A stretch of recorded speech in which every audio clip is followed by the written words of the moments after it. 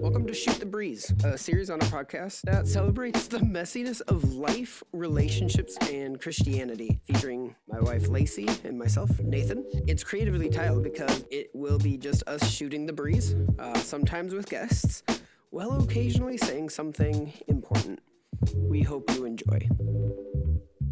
Hello. Welcome. And yes, we want to welcome everyone. Let me take my headphones off because that can get annoying. Welcome everyone. My name's Nathan. I am Lacey. That's my wife, Lacey. I had to point at her. Usually she's so chatty and ready to...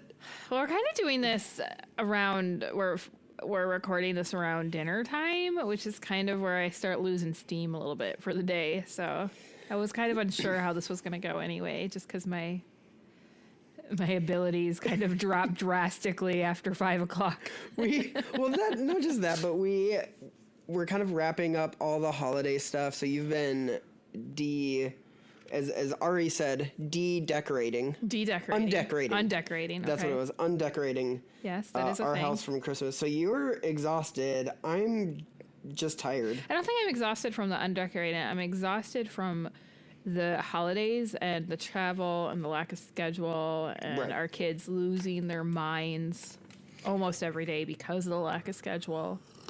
So I'm ready for that. I am so ready for a break to be done, actually. We are 100% a schedule family. Even you, who... No, I don't like schedule, but you three you come apart at the seams. Here's the thing. From your lack of schedule. You say you don't like schedule, but even you get flustered if your schedule is thrown off. You hate surprises. Agree to disagree. That's not the agree to disagree for tonight. We are doing agree to disagree, but that's not it. This doesn't have my Face ID on it. Were you going to say anything about who we are, what we're doing, or anything like that? Yeah, kind of an intro. We're just going to blaze past that. No, thank you for tuning into our podcast. Really appreciate it. This is Shoot the Breeze with Nathan and Lacey Steele. I am Nathan. It's my wife Lacey over there. I am. Who's choosing not to say anything. I just like to hang you out to dry sometimes, see what you're going to do. In this episode, we have a few things that are going to be brand new. Last episode, we did a few new segments. Everything's actually going to be new because this is a new series on our podcast. Yes. We have multiple things available on our podcast. We have teachings, we have coaching, we have Shoot the Breeze. So we have a few things. Mm-hmm. If you've missed any of those, feel free to go back and listen to those. They're fun. And just to kind of let people know where can they download those at? Like, where do you have those available at? Wow, that is a great question. Yeah. Unprompted. I know. You can download our podcast on our website. If you're not like a Spotify or Google or Apple user, go to our website. You'll get But they are on all those platforms as well. But they are also on Spotify, Google, and Apple. Not in any particular order. However, my preference is Spotify. I've been listening to a lot of podcasts on Spotify. I do like Spotify. Yeah, and if you are a video person, we do have this available in video form for the visual. Yep. That's also available on our website and YouTube. Oh, look at you. You're a dream. Uploading to all those platforms. I am. I'm a dream. I'm like a triple threat. I can do media. Okay. I am able to put shoes on. I don't tie my shoes. I just put them on. Okay. They're elastic laces. I think everybody's really into the elastic laces nowadays, though. And I also wear pants with elastic around the waist. Okay. Triple threat. It's interesting categories. Very Two unique. of the three deal with elastic. Listen. I feel like it's New Year, New You. You know what I'm saying? Like, maybe we should look at those categories a little bit. Maybe. That's what you've been threatening, is changing our diet for the year, and then also our diet. All of us, like getting rid of milk, getting rid of dairy. Yes, we are a family of many allergens already, and I have been doing a lot of different, what is the right word? Accommodations for those, but I'd like to actually see 2 of the family members moved to the dark side with us, and us meaning Ari and I. Lydia may or may not legitimately have dairy intolerances. I do not. This is going to be a sacrifice for me for no benefit whatsoever. Listen, you are a terrible eater, and I would like to extend your life because we already have the terrible disease to deal with. So I was thinking maybe having you eat healthier would be a benefit, but I'm not going to be able to get Lydia to do it unless you join in. So we are at an impasse. We are right. This is kind of an agree to disagree, right? Like, no, I'm agreeing with you. I'm saying, you know what, I'm willing to do it. Mm-hmm. I'm just saying there's no benefit whatsoever to me, and I want you to know that it's a sacrifice. Feel free to hit us back if you feel like there is benefits for Nathan in changing his diet and his intake of food. Those of you who have been close to him know that he prefers donuts. Yep. Little Debbie's. Nope. That's not true. Zebra cakes. Sorry, a Hostess cakes. Anything along those lines. He's really... McDonald's basket of fries. 20-piece chicken nugget. Yes. I'm helping you out just to kind of dig the hole anything deeper. Fried. Chicken fried steak. Hold on, that's not true. Not anything fried. I don't like deep fried pickles. I don't like deep fried Twinkies. I guess all I that's say the thing. is, if you're at a restaurant and someone says, "Sir, would you like the large or the extra large serving?" What do you always say? I say extra large because I don't want to waste money. It's like $1 more for the extra large, With and an I can have gravy on the side? and I can have 2 meals. You do? You bring stuff home? Yeah, Interesting. I do. Do you put it in the back fridge? Yeah, I do. And then I eat it later unless someone happens to clean out the back fridge like they did last time and got rid of my chicken fried steak. Interesting. We are going to move on to a segment we call Agree to Disagree.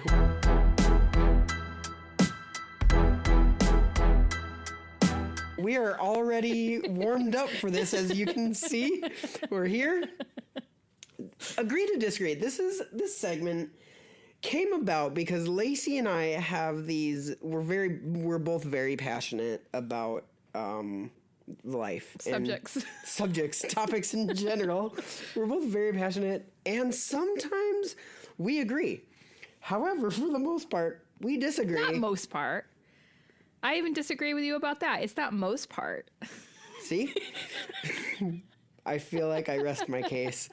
So agree to disagree came about when we're like, hey, wouldn't it be great to bring up topics that we know we're very passionate about and disagree on, and basically end the segment with, well, agree to disagree. No, I feel like I need to also, the point of this segment is to get people on my side. That's fine, even though they'll probably agree with me. I doubt it. Well, I guess it'll... Okay, give us the subject. So the subject today is hotel keys. Do you return them or do you keep them? Or throw them away. Just get rid of, like, not care about them. Yeah, but you tend to keep them in your purse, and then we find it 3 weeks after our vacation, and I'm like, honey, we're supposed to return this key, and you're like, agree to disagree. And so that's how this came up. I think you have to return the keys, all of the keys that you got with your hotel room. If you've asked for additional keys, you have to return those. No, here is my take on it, is that we live in an era where hotel keys are no longer keys. They are little plastic cards that they have 50 million of them behind the desk. And if you work at a hotel, you feel free to back me up on this. And you just key in whatever room it is. No, they're activated. Hold on. Not if you work at a hotel. If you own a hotel, because you are the one that is paying for them as a courtesy of a customer. You know what? It is a write-off. It is like a 10-cent write-off for your little key card. Let me ask you something. You personally have purchased cards for ministries we've worked with. How much are they? I don't know. All I know is that when I lose a key or I have a key, I just go get another key. And then when I'm checking out and I try to give the keys back, but if I forget about them or I lose them or I misplace them, then I don't worry because I do a good job keeping the room nice. I do a good job keeping you do that, and I'll give you credit for that. Right, like I am a good client. People want me to stay at their hotel, and so they don't care about a few little key cards. No, as an additional courtesy, you return them. You return. To me, it's a sign. Listen, I have cleared my room out. I'm coming in and I'm checking out of my room, and here's the keys to prove to you I've not lost them. I've maintained order in your hotel room. No, here's the problem you have. Here's a deep dive into Nathaniel. It's not about the key cards. It's not about the hotel owner. It's not about responsibility. It's the fact that I lost something and I don't care where it is. His brain explodes when he loses something. He cannot cope with life. In fact, this is one of our most We're supposed to keep this light and fluffy. No. Okay? I need to tell a story of when we were first married, and I was living in this B&B. We were on the off season, so I was living there. And when we got married, he moved into the B&B with me, and it was a small little apartment. And he was so frustrated because he could not find the back to the remote. And I didn't care. And I was like, listen, I have other things going on in my life. I don't care about the back to the remote. And he just couldn't get over it. And this is like just a few days into our marriage, right? And he was having like anxiety over it. He was just hyper focused on finding the back to this remote. And so one night we go to bed, and he had been, looking for a while. I said, forget about it. And I didn't realize how deep this would you call it a sickness? I would say I am thorough and also observant of my surroundings. Not that observant, because... And also I appreciate cleanliness and order. All right, fine. So I go to bed that night, and he gets in bed, and he's acting like he's going to sleep, and I kind of fall asleep, and I wake up, and he's not there. And I go into the living room, and he had snuck out of bed. And there was like couch cushions everywhere. There was like furniture moved, and he was looking for the remote back. And I was like, what are you doing? What is going on? And he's like, I couldn't sleep. I had to find the remote back. And I'm like, Nathan, that has never had a remote back. It has been gone for years. Do you notice the like layers of Scotch tape on the back of that remote? Because it has been always just had tape background, like tape backing, holding it. Hold on. In my defense, when I first brought up the subject of the remote back, something that a loving, caring spouse who cares for their, significant other would say is, oh, that's never had a remote back. Don't worry about it. No, instead, she goes, I don't care. It doesn't matter. Which brings us back to the hotel keys. So as a loving spouse, as someone who cares about their significant other, knowing that they appreciate order, cleanliness, general, structure in their life, one would say, you know what? I care about you. Here's the other hotel key. No. They instead refuse to tell you, I don't know, I don't care, and then walk off and say, I'm going to drive off if you keep looking for the hotel key. If you want to join your family as I drive off, I would get in the car and stop looking for the hotel key. Yes, and you should see his brain just absolutely explode when I lose my key before we're ready to leave, and I go to the front desk and get a third key. He almost loses his mind. I need people listening to this, watching this, whatever. Comment, listen.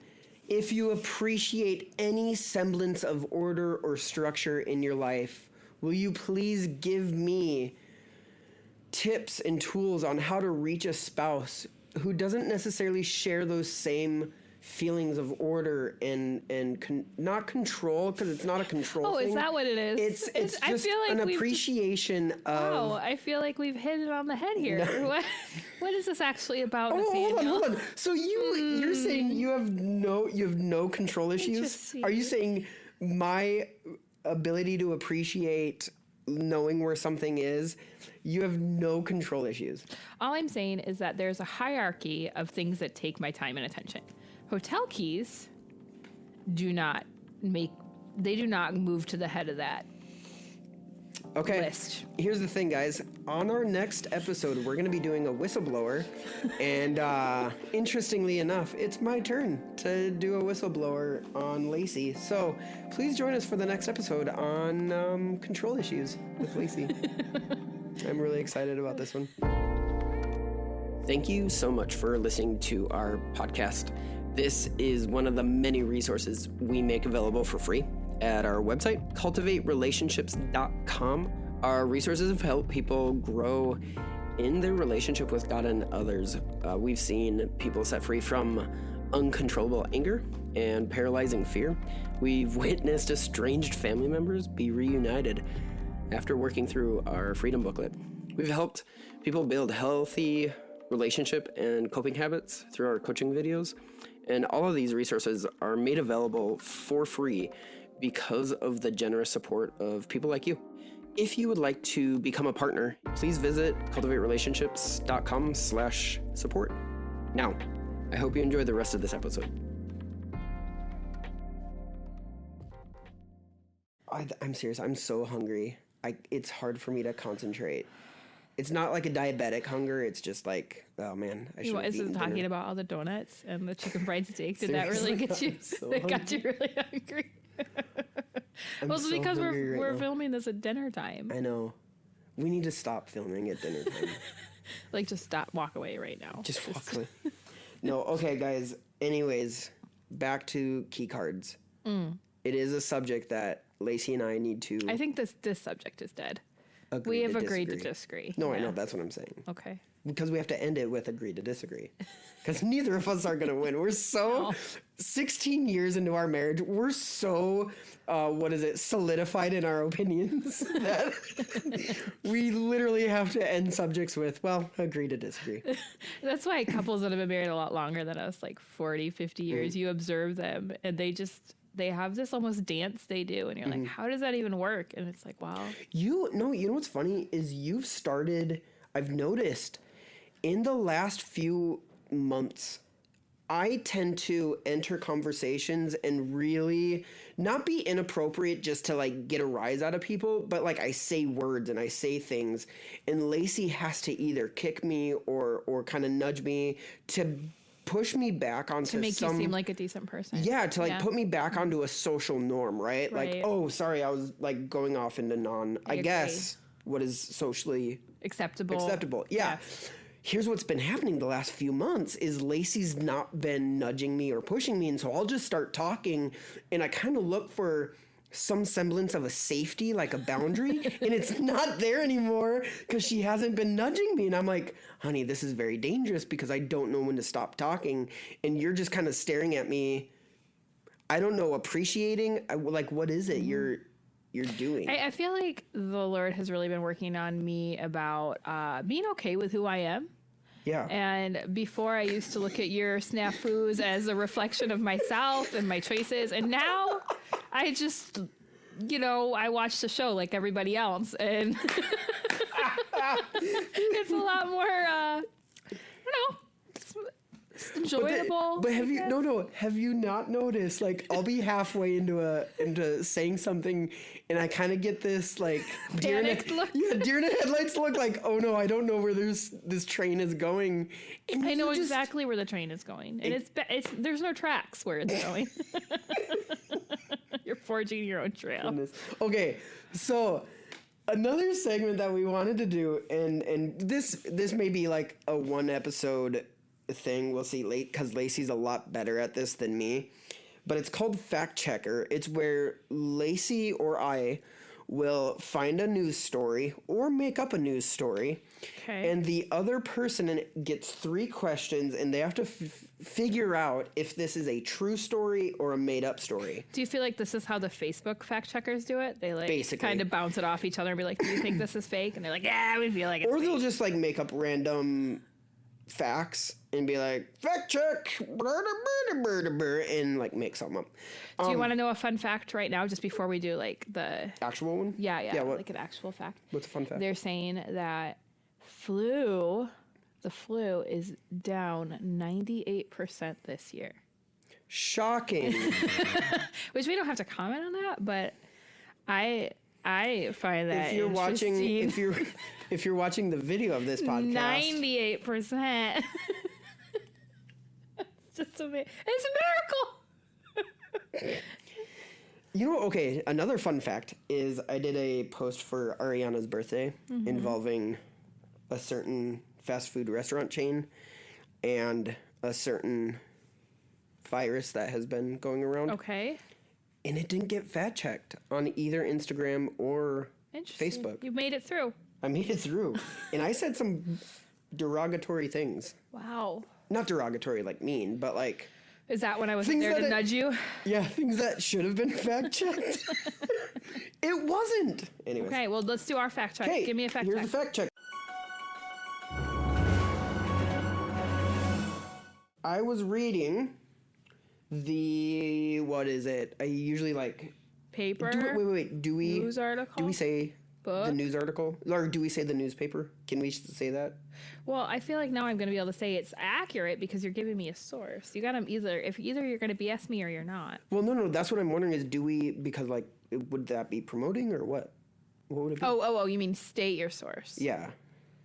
I would that be just promoting say I was reading an article Okay. or It obviously wasn't a physical newspaper because we haven't done that in years. Online, okay. I was reading a certain source that I Okay. generally get my... Information from. Excuse me. Here was the headline. Santa Claus arrested for breaking into residents' homes.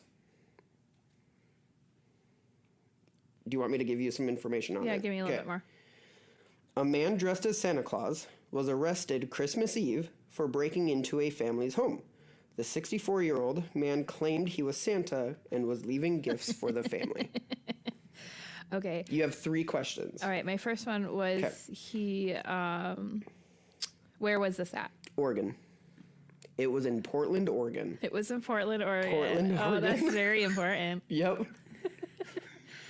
Did he get released or did he get charged? He was arrested. So obviously he's in custody. Is that the right word? In Okay. custody. What exactly was he doing in the homes? He was leaving gifts, as the man stated. I was leaving gifts. No, I mean, is there proof that he was leaving gifts? No. Oh. Definitely not. I say this story's true. Okay. You had like 1 question left. Oh, I did 3. Did you? I said, was he arrested? Oh, where was it he at? leaving and where was it at? Yeah. This is 100% false. Really? I made it up, and I cannot believe that I tricked you because this is like never trick me. I know, I never trick you. Good job, hon. I know, thank you. I'm proud of Can you. you tell the story? Hold on. I feel like we need to tell the story of kind of why this came up, this fact checker came up. Is early on in our marriage, while I would do a therapy, Lacey would read a book to me. Like we would read a book that we both enjoyed. And can you tell the story of... So we were reading a book together, and it was kind of a suspense drama book. And Nathan would be totally into it. And I would just be reading along, and I'm pretty good at making stuff up on the spot. And so I would kill off a main character or do something super insane. And I would be, here's the thing, guys. I would be blown away, and she would be flipping. I'd go for like pages. Yeah, in she would flip pages. Storyline. Yeah. And he'd be looking at me like, no way, no. And I'd be like, no, not really. I'm just messing with you. And then I'd be like, wait. How much have you been lying to me? And she would have to go back like 2 or 3 pages and kind of undo the lie. Right. And be like, and then okay, it'd be here's all where- messed up in his mind, though. Guys, for a while, I was like, wait. And I would have What to... is real? Yeah, what is real? Finally, they made a movie of it, and I was able to Get it figure straightened out... out. Get the straight story.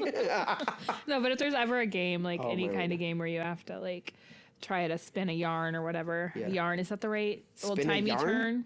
Spin a Term? yarn? Yeah, like old You- yarn. No, you spin Give a yarn. story, Okay.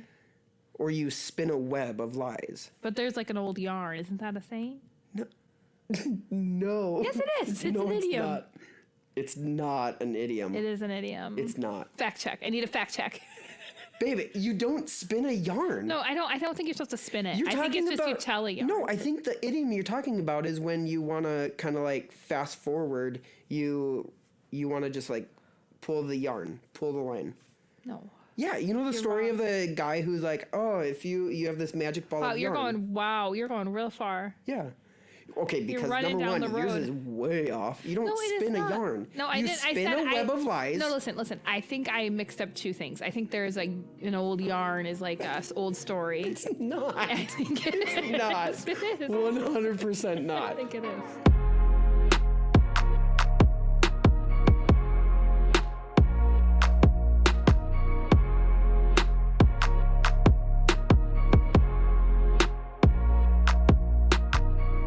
Are you ready for the next segment? This is the last segment Is it now? of this podcast, unless you have something important that you want to tell our I've been listeners. just saying all kinds of important things, left and right. Important.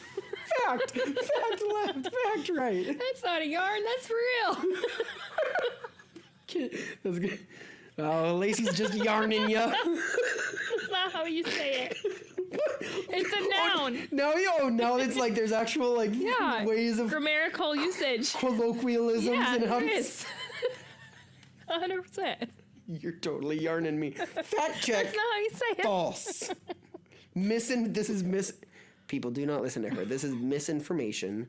She is spreading misinformation about yarn and lies.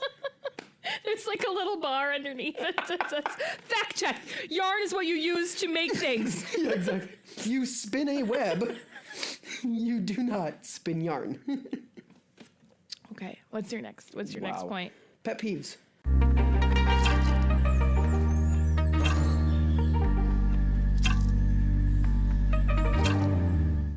Oh, like, wow. No, okay, so this is a segment. You? No. No, it's not about other people. Oh. It's stuff that you and I have talked about that we legitimately it's a pet peeve of ours. And this Like is that kind of you do to me or that? No. Oh. That you and I. Because excuse me as I unpack this. No, that's whistleblower. That's what that is. Oh. No, pet peeves. Okay, let me give you Give the me an subject that example. you and I Yeah, had yeah. previously talked about. This is censorship and the importance of comedy. Okay. Because That's not really a pet peeve. That's like a no, it is like an issue. yeah, that's what I mean. It's No, like a pet That's- peeve is like you don't close the door when I'm taking a nap and you come into the room and I have to get up and close it as you come in and go out and come in and go out. Not like this is like not this, that this applies. That's to like anything. that's like that's annoying. No, that's a pet peeve. That's something that Okay. like really makes me mad. Okay, it's like And then I finally get it closed, and then Lou comes in, poof, knocks it open because you well, then don't obviously even latch you didn't close it hard enough. No, not Okay. accurate. Anyways, no, this is a serious one. Okay. Dealing with censorship and why it's a pet peeve of mine when things are censored. Well, and I mean that's okay. Comedy is one issue of censorship. It's not a.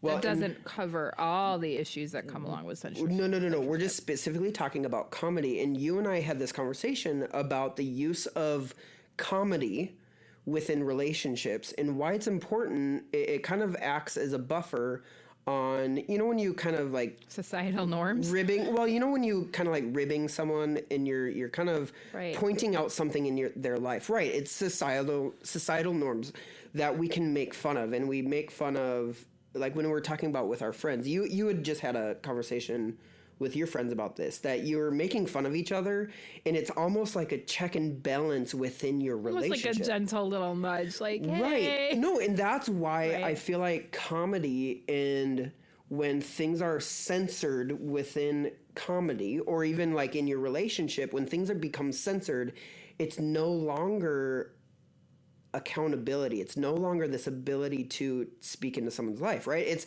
so like comedy, Well, I mean, comedians. and it's censorship in its truest form controls truth. It controls Right. information, right? And they say the best comedy is actual truth. Like Yeah. it has to have some truth in it for it to be funny. Right. And so when you're always trying to control what someone is saying, you're going to lose. And I think what is going to be missing, we're going to be missing out a lot on if we keep riding this censorship train is the value that and the fun that we have with poking fun at things that are funny. And I'm not talking about mocking. No, and there's a difference between mocking something and pointing something out. So like in the church world, okay, we're Christians, we go to Right. church. There's things that Christians do that it's just That funny. are funny. It's They're funny just to laugh at a little Yeah. bit because it can turn into this whole culture, this whole, I mean, I know one of the things a few years ago that was really funny was talking about worship leaders' hair and all having the Yeah. same haircut or just worship leader style. And Or like prayer, how someone prays. Like for example, Lacey prays Lord. She's always going to be like Lord, Lord, Lord, Lord, this, Lord, that, right? And it's funny, and it's you know we kind of, but it's one of those things that you know when you point it out, it's like okay, am I just saying like for prayer, right? Mine is. I have my brother-in-law says, "Oh, Heavenly Father God." Right, it's things that you know what's funny about that is when you listen to someone else pray, you recognize, oh, you know what, do I address God that way, or have I kind of gotten in my own little rut of I say this, you know? So is this your correction for me and how I? No. What I'm teasing saying you. is, I don't care. Right. No, but what I'm saying is when we can make fun of people like when we can make fun of things without being censored, or maybe let's say it this way, when we start censoring things in our own life or even in society, there's no longer a need to correct a behavior, right? There's no longer, okay, we don't talk about that. We don't talk about that. Right. Well, then I don't need to correct a behavior, and that behavior then should become okay. Well, and I think we're just talking about one leg of the Yeah. censorship issue, and I think comedy is something that is going to suffer for it. But the bigger issue of censorship is something that more applies to what you're talking about, how it makes us afraid to talk about things that are real Yeah. because Or of it becomes it's being a thing. discounted. You know, we talk about having encouragement partners in the book in Unlove, and no, but this is the thing is when I'm no longer able to say something to you, right. whether it's in humor or in seriousness, right? When we've censored something in our own life, we don't talk about it, then there's no longer the ability to grow in that area of your life, right? You cut off any ability to grow in a specific area. And that's ultimately what censorship does. Now, I was kind of leaning into more the comedy side of it, like when we're no longer able to make fun of something or again, like you're saying, not mocking, not belittling, not putting down, but when you're able to have in jest, make fun of, or, you know, talk about something or make something funny, it all of a sudden starts to become this thing that we can't talk about. Then it's censorship. Then it's no longer an area we can grow in because we're not addressing it, right? And so, but no, like I think the thing you had brought up in comedy or in censorship that you do in your relationships, your friendships, is you have this, you kind of like make fun of each other on certain areas, or like when someone's being overly, like I'm trying to think of a generic example, how this plays out in personal relationships. No longer comedy in society, but like in personal relationships. How this, because Lacey and I do this all the time to each other, but No, I'm trying to think of an example for myself because I don't want to throw my friends under the bus. But yeah, what's something they've made fun of you for? Plenty of things. Let me start because man, where do I begin, right? Give me something. I'm having trouble thinking of something right now. Let's see. One. Man, I'm trying to think. And now it's like, okay, I know something me and my cousin, we make fun of each other for, is writing emails that are impersonal. So we'll put in facts within an email, and then we have to go back and add personal things like, hello, how's your day? Like, we're so robotic in our communication style. We have to go and we'll make fun of each other and be like, hey, guess what I did today? I said hello to someone, and it was like not robotic. Right. And I know. And that, I mean, that, I think though, yes, I feel like we're being unclear in that,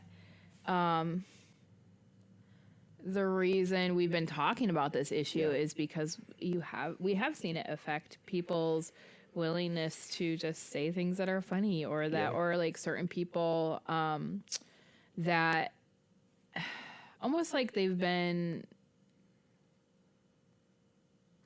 I don't even know how to say it, but that censorship in any form is I like how you It's said not it. healthy. It's Yeah, I not like a how you healthy said it. thing. How it's a control of, it's controlling. Shoot, how did you say it? The story. Yeah, yeah. We could rewind the tape later and figure it out. At least it Go was back and read recorded. it. Yeah. The tape. You You know that old yarn I was saying. 1980s called. And they want their tape back. Now VHSs are offended. Back on the recording. On the recorder. I don't know. I think there's a middle ground. Like, it's the whole pendulum idea, right? Yeah. Like that we do need to be caring for people and not. Right. There's a pendulum or there's a tension between mocking people and Right. belittling people to not saying anything that could possibly potentially offend someone. Right. Right? There's a tension between those two things. And I think what we're talking about with censorship, with comedy and society, and then bringing it into more of a personal within a relationship. If your relationships are so censored that you don't feel safe around someone, there's an issue there, right? Right. And it, then we can kind of blow that up into society, that when things are being censored, you recognize, wow, there's a deeper issue here, and we shouldn't be maybe censoring everything because we can no longer address things societally or even in personal relationships. Okay, if I feel censored in this area, that's not a healthy relationship, right? Again, we're not talking about belittling and making fun of someone. We're saying, hey, if I can no longer even- address issues, in Right. someone's And life, you're talking about it being used in a correctional form right? more than censorship. I mean, because you want to be able to say you're uncomfortable with something, right? And I don't think that's censorship. I No. think it's when you're not Yeah. allowing somebody to talk. Yeah, like what would it? Because now I'm trying to figure out what it would be. This is good. We're digging into this, because I'm like, okay, sometimes someone says something and I could be offended at it, or I could choose to take it as an offense. Well, right, because somebody could say something that they think is really funny, and I could say, no, I don't think that's funny. Right. And I have before, Right. and I have said, no, it's actually not a kind thing to say, and it's a demeaning thing to Yeah. say to so-and-so. Or, But again, wouldn't that fall back into not belittling or demeaning? Right? what do you mean? Belittling or demeaning the person? Taking Oh, someone's you mean what they're saying? Yeah. Like that's not what we're talking about being funny. When you're defacing, when you're devaluing, when you're diminishing someone's identity, right? Who they are, Right. you are stupid. Okay, well, no, that's not what we're talking about. That's not a censorship issue. That's Or if someone's talking nasty about women, like, and they think it's all funny. But and again- I don't find that funny. right, but because they're devaluing and diminishing that woman's identity, right? And that's not what we're talking about. That's not funny. Those are things that aren't funny. But when we say, okay, Nathan tends to be robotic in his emails or in his communication, that's a fact. It's not diminishing my identity. It's saying, hey, I need to work on how I communicate Well, with and people. and something to think about. Is it more about the motive of the person than it is how they're saying it? Because people can say things and have it come off wrong, Right. and then people are sitting there going, "Oh my gosh, did they just say that?" And they don't even realize how it's come across because Right. and I Yeah, think motive of is some of huge. the some of the people that have had to come and issue apologies for things they've said that they not meant Right. to be in any way, shape, or form how they were taken. And Yeah. we look at how we jump on that and we get so aggressively That person after is that this and person. that. Yeah, and then we start accusing and Yeah. calling names, and you need to be better. You need to be more sensitive. You need to be up on the new Whatever titles, whatever the acceptable, phrases. phrases are. Yeah. And it's like, wait a minute, this is more unsafe of a place for people to be able to talk Right. than what you think you're creating a safe place, but actually you're creating this sterile Sterile place. Right. Yeah. And I think that it does have to do with that motive. Like, what is that person, their motivation really to cut other people down? Right. You know? And as someone who, I don't I don't say things to be offensive to people, but I have a critique that has often come my way is I tend to be say things that could be offensive. Like when I'm, and you've heard this critique of me that when I'm, whether it's teaching or in a one-on-one conversation with someone, I can tend to say things brash, or would that be, is that the right word? Mm-hmm. And it's interesting because I've seen it affect people in two different ways. One is people who know me, they receive it as, wow, Nathan really loves me and doesn't care about how I could be offended by it. He wants me to know this is an important subject. Whereas others have taken it as, wow, Nathan is just really offensive. And I think you're right. It goes back to motivation. If we look at people's motivations and, well, we're like jumping all over the topics here, but this is good. You picked a pretty big one. I know. I didn't realize. And you picked one leg of a pretty big one. I know, and I didn't realize this is good. But I think, it's looking at people's motivation. Is this person being offensive, or is this person saying something that is offensive to me because it's a subject I need to deal with? And this is what the Bible talks about in Proverbs, where it says kisses from a friend, wounds from a friend are better than kisses from an enemy. Right. That when I know the motivation, when I know someone cares about me, they can say some pretty harsh things to me. And as long as I believe and trust their motivation is good, you know what? I even assume, I'm going to assume your motivation is good, not assume that it's bad. They can say some hard things and it'll actually be a catalyst for maturity, for maturing in me, growth, right? Right. And I think, how do you tell someone's motivation? Because that's and we're not really supposed to judge motivation, right? So what does that look like? And I think that if you have a concern with what someone's saying, ask them about it, and if you don't get clarity there, look at the fruit of their life. I mean, that is a way to judge in your own space what to do with something. Yeah. I'm not saying judge the person, but the thing that was said, that might be a way to kind of figure out if you should take it to heart or leave it. Like recently, we're a holiday gathering, and someone had made a joke about me that inferred that I was kind of uptight. And so I've been thinking about it. And I've been thinking about, like, is it in that situation? Was it past interactions? Is it something that I need to make a change in my life for, in the way that I'm interacting with the specific person, and I think that, and it was said in a joking way, right?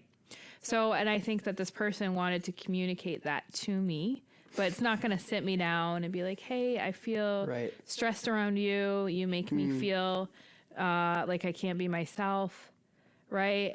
And at the time, what I did with it is, because this person actually responds better to jokes, is I made a big joke about it, and I made a point to have this running joke with this person the whole time because I realized, wait a minute, this is something that needs to be addressed in our relationship. That whether or not this opinion is accurate, through comedy, through humor, they've expressed to me, this is their perception of it. Right. And so I think that can be, those times people do poke fun at something can be a time for you to learn a little bit more about yourself and be willing to, like I said, you can either take it, throw it out, or you can take it and realize, okay, this is an issue in the relationship, and ask them about it, or respond in a way you feel directed to. So maybe, we're kind of bouncing back and forth from someone being the recipient of a comment to being the one making the comment. I finally thought about an example. No, I know. You and I are, that's kind of what this podcast is for, discussing stuff. I hope so. Because I feel dear listener, I want you to know that if you are confused, I am sorry. I really try to keep us on track, but. Well, okay, so let's do some here. Let's bring the trolley back onto the train track. Did trolleys don't go on train tracks? Yeah, they do. They go on tracks. No, they have like little Nope. They have little No, ropey, no. wiry things in the air. No, think of all the photos you saw in like San Francisco. Either way, they have tracks. But they also have the ropey things in the air. The electrical current? Yeah, Yeah. But the they're wires. all on tracks. It's not an old yard, it's true. Okay. Okay. Anyways, so let's first deal with the person receiving a comedic, potentially offensive comment. You Correct. can receive it as it is, right? Right, Okay. just let it go. Just let it go. Receive it. 2, you can reject it and be like, nope, I reject that statement, whatever it is. Or 3, you can put it on the shelf and kind of what you're saying, maybe kind of be chewing on it. Is this something maybe that I need to change in my life, right? You could receive it, man, okay, that's a good jab, they got me, and I need to maybe Right. deal with this in my life. You could reject it and be like, no, you're wrong, that was offensive, like what you were saying previously. That was offensive, that's diminishing someone's identity, that's devaluing. Or that's not fair to me. Let's talk about why you would say that to me. Right. But, well, and I would say maybe that one falls under the third one. Kind of shelve it, chew on it. Okay, how does I don't this... know. I've been in situations where a joke has been thrown my way and I've had to address it. And it's Okay. not like in the moment, but it is a situation Okay. where you ask, hey, can I talk to you? You said this earlier, and I'd like to talk about maybe it. resolve it. Okay. Yeah. But yeah, so receive, reject, and maybe put it on the shelf and see if that topic comes up later in other relationships. Then that's kind of when you know, okay, maybe this is something I need to deal with, right? So Isn't that receive? No, because you kind of shelve it, like you don't know. Well, then there's you need- 4. There's just let it go, Oh my word! put it on the shelf, like you were saying, There's actually a fifth address one. it, You take a ball of receive yarn it. and you throw it at the person. You're convoluting the subject. Okay. I'm not convoluted. You're convoluted. Okay. I don't know if I have anything else to say on that. I don't think we should. I think everybody's done. Like I always say, Thank you for joining us on this journey, I enjoy beating a dead horse. this- Okay? pathway of Meandering. whirls and Here's the thing. We have a path set out in front of us on this podcast, and every once in a while we'll cross that path. That's how I feel so like you can it look is. forward to that. Yeah. So, yeah, thank you so much for joining us. We appreciate it, and we wish you a wonderful And we ask, please come back to another podcast Day. because I feel like you might get something out of the next one, even if you didn't get something out of this one. Please. You know what you did get? You got the desire to look up whether or not an old yarn is actually an idiom. Okay. Goodbye.